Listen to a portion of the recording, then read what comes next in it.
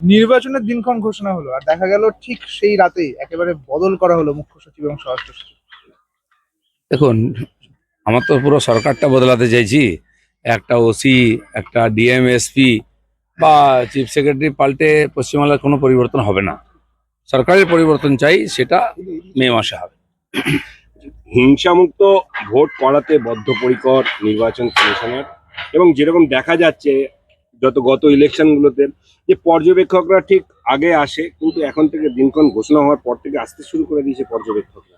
মানে একটা ধরুন, এই ধরনের কথা বা এই সমস্যাগুলো যেগুলো আমরা ফেস করি এখানে, আপনারাও জানেন, বারবার আমরা নির্বাচন কমিশনকে লিখে জানাই, কিন্তু জাস্ট একটা ফর্মালিটি হিসাবে ওটাকে করে দেওয়া হয়, একটু চেঞ্জ করে দেওয়া হলো, কিন্তু সেই জন্য বাস্তব পরিস্থিতি কোনো পরিবর্তন হয় না। সেই জন্য ফ্রি ফেয়ার ইলেকশন এখানে সম্ভবই হয় না। আর সেটা আমার মনে হয় এবারে হবে না।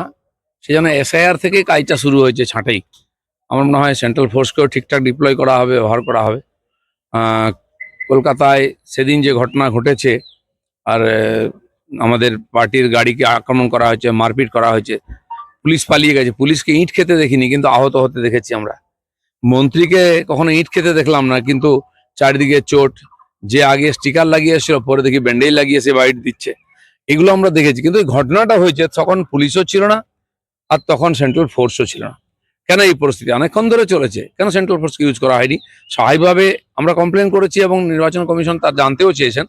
এই ধরনের ঘটনা লাগাতার হয়, সেন্ট্রাল ফোর্সকে খুঁজে পায় না।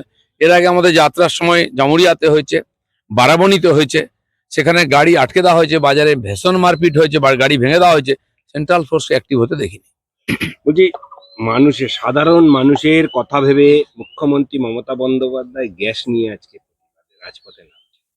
যারা যারা গ্যাস নিয়ে প্রতিবাদ করছে, ইলেকশনে সবার গ্যাস বেরিয়ে যাবে, আমি বলে দিচ্ছি।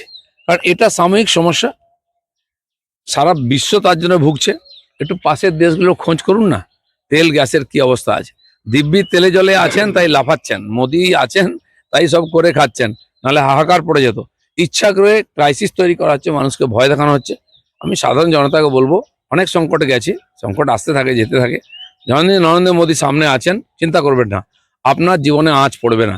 কোভিডের সময় যে লোকটা 81 কোটি লোককে বাড়ি বাড়ি রেশন পৌঁছে দিয়েছে, খাওয়ার জল ভ্যাকসিন সব দিয়েছে, তিনি বাঁচিয়ে নিয়ে এসছেন সবাইকে।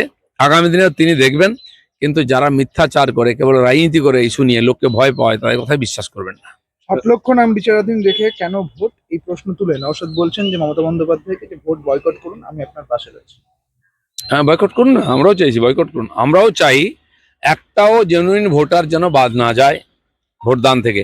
বহু ভোটার বাদ গেছে আমাদের পার্টির, সে বুথ প্রেসিডেন্ট থেকে আরম্ভ করে নেতা, তাদেরও নাম কেটে দেওয়া হয়েছে। তাদের জন্য অ্যাপ্লাই করেছি আমরা, ডিএমরা নিচ্ছে, কিছু করছে না। এটা রাজ্য সরকারের চক্রান্ত যেন হচ্ছে, সেজন্য আমরাও চাই এই 60 লক্ষ ভেরিফিকেশন তো হোক। এছাড়াও বহু লোক বাদ গেছে, তাদেরও ভেরিফিকেশন হয়, তাদেরকে আবার নাম ঢোকানো হোক, সে রাস্তা রাখা হোক। বলছি, নির্বাচনের নির্ঘণ্ট বাজার বেশ কয়েক মুহূর্ত আগে বকেয়া ডিএ দেওয়ার নাম করে মুখ্যমন্ত্রী। কিন্তু মুখ্যমন্ত্রী সব ব্যাপারে মরার সময় হরির নাম। আপনি যদি সত্যি সত্যি আপনার কর্মচারীদের প্রতি এত ভালোবাসা রাখেন, তাহলে তাদের বিরুদ্ধে সুপ্রিম কোর্টে কেন গেছিলেন ডিএ আটকাবার জন্য? হাইকোর্ট বলেছে ডিএ দিন, আপনি চলেছেন সুপ্রিম কোর্টে। আর এখন দেখলেন যে আর রাস্তা নেই, এই ছুড়ে দিচ্ছেন মুখের সামনে রুটি দিয়ে, একেবারে শেষ মুহূর্তে ঘোষণা করছেন। আর যদি সত্যি সত্যি তাদের প্রতি দরদ আছে, আপনি কেন আগে ঘোষণা করলেন না ডিএ? কত দেবেন, কবে দেবেন, ক্লিয়ার করেননি কেন? এ সবই ছকবাজি ইলেকশনের জন্য।